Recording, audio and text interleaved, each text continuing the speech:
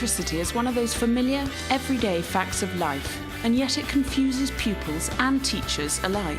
What is it about electricity that people find so baffling? This is what Key Stage 3 pupils think. Does all the electricity turn into heat and light? Some can be wasted. Some can be? Because some energy can be wasted when you use it. Where would that energy go? It would just be used up. If children are trying to learn about electric circuits, we're asking them to imagine things that they can't see and that they've got to get their heads around. If you take it out, the energy just vanishes into the air, I think. I think electricity is such a difficult topic in the classroom because it's very abstract. It's difficult for students to see what actually teachers are talking about. So you think there's chemical energy going around here? The children have some very strange ideas about electricity. They are trying to often find out what you want them to think. So what's in the battery? Gas. I think that any effective teaching really must start with where the kids are up to at that point. So if we're involved in teaching something like electrical circuits, it's important for the teacher to be able to identify what the children's existing understandings are, so then the teaching can move on from there. Why do we need the wires, Catherine? Because if we didn't have the wires, the circuit wouldn't work, so it wouldn't light up. There are three basic misconceptions that are possible. One, that you just require the one lead in the electric circuit, so it's just a one-way action. The second, that you need two leads, and there is a clashing current action.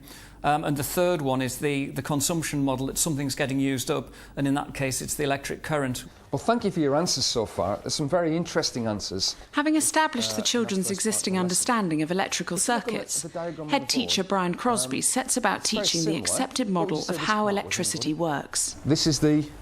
That's the bulb. That's the bulb. The next step is vital. It's crucial to address the issue of how the circuit works. One of the challenges that children face in developing a real understanding of electric circuits is getting over the notion that the action doesn't all start in the battery.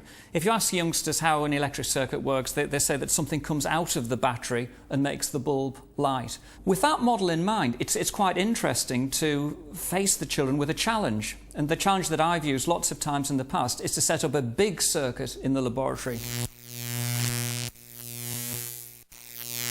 I've got another circuit over here. The big circuit is a basic battery and bulb setup, but with much longer wires. The wires attached go all around the laboratory. Can you see them going all the way around? And they come to the bulb at the back. Now, what's the difference this time, do you think? Yes. The energy's got a longer way to travel. It's got a longer distance to travel. If I touch this now, how quickly does the light come on? Quick. Yeah? Now, who can tell me, if I touch on this one, it's going to be more difficult for us to see. What do we think is going to happen this time? If the youngster believes that everything starts at the battery, then they will predict, as is usually the case, that there will be a slight delay before the bulb lights in the big circuit.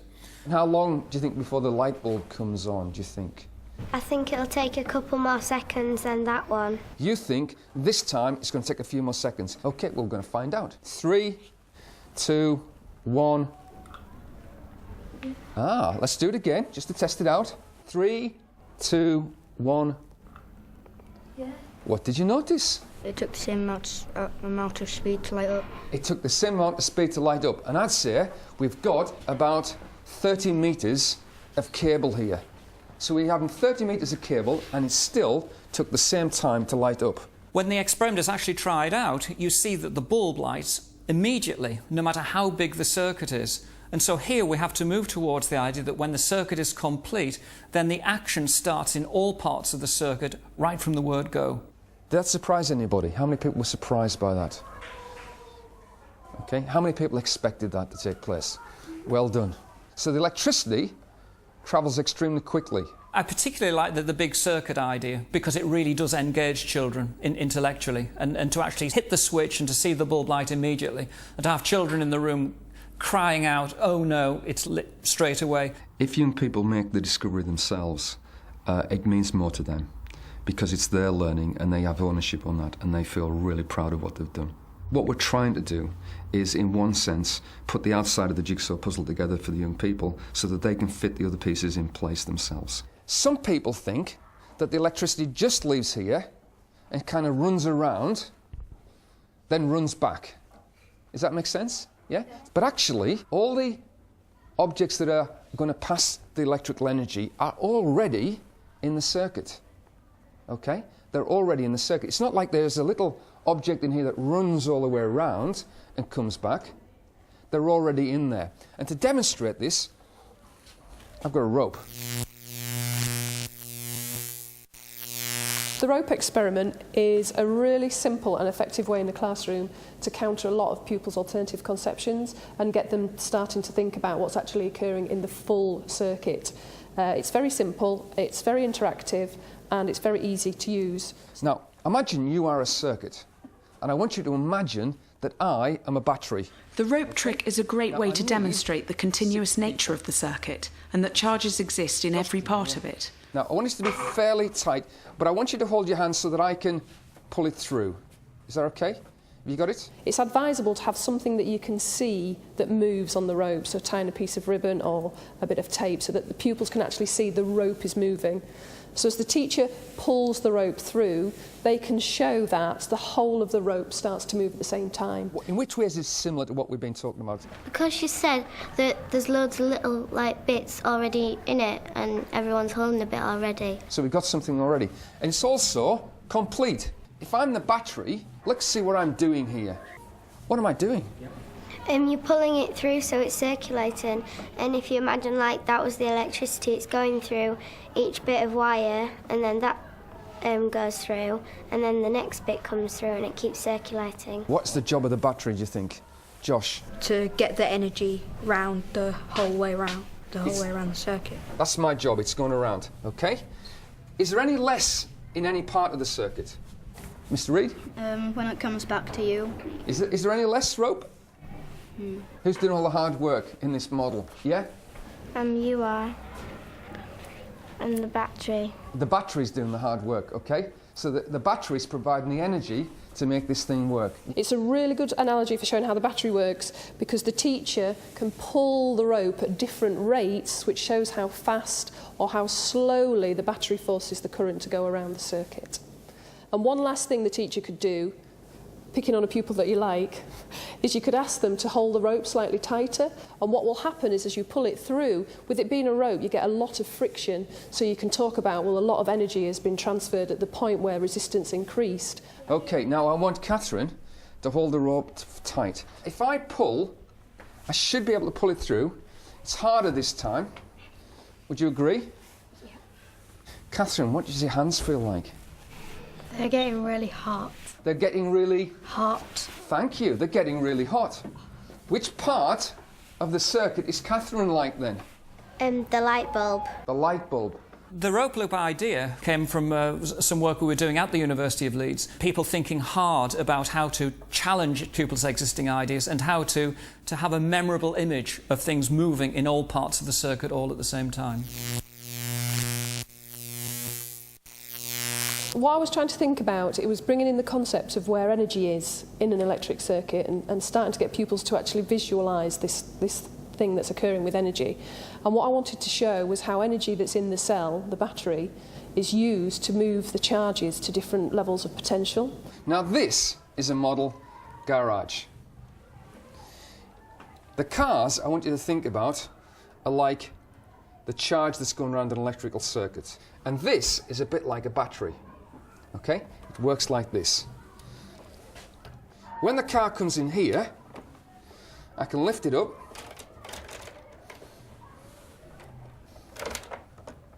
Car goes off here, and I can take it around here, and then suddenly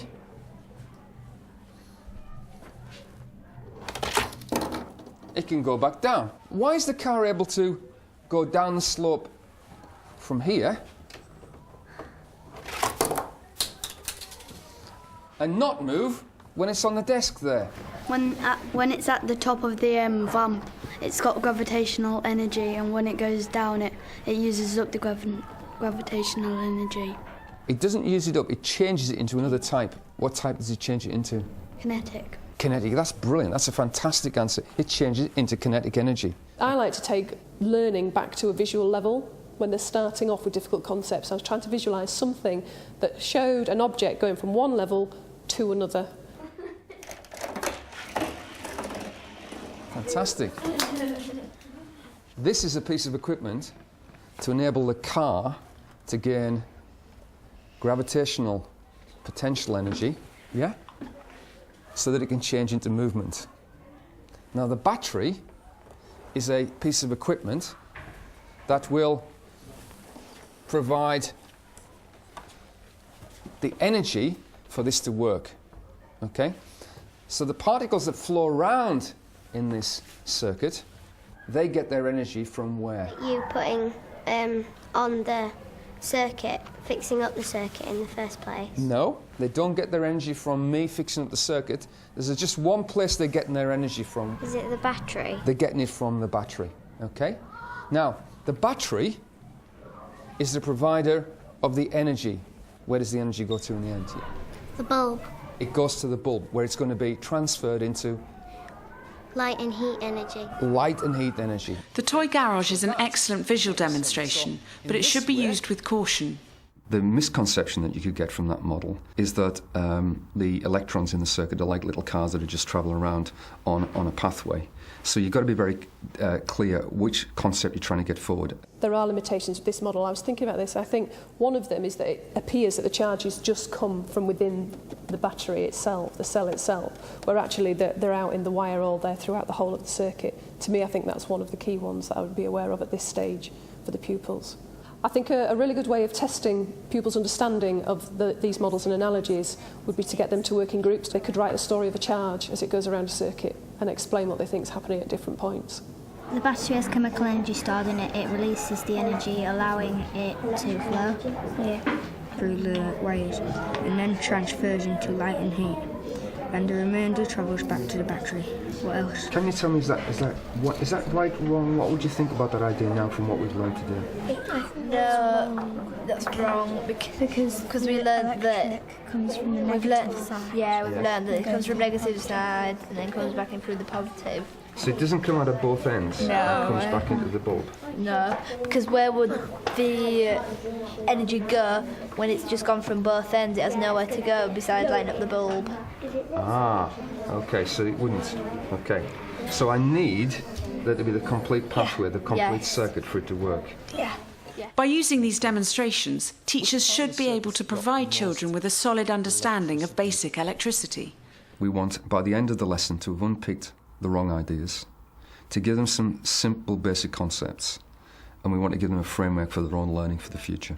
I think that at the end of Key Stage 3, if children had a strong idea that a circuit involved charges circulating around the circuit in a continuous loop with energy being transferred from battery to bulb, if children had that as a robust understanding, I would be very happy with that.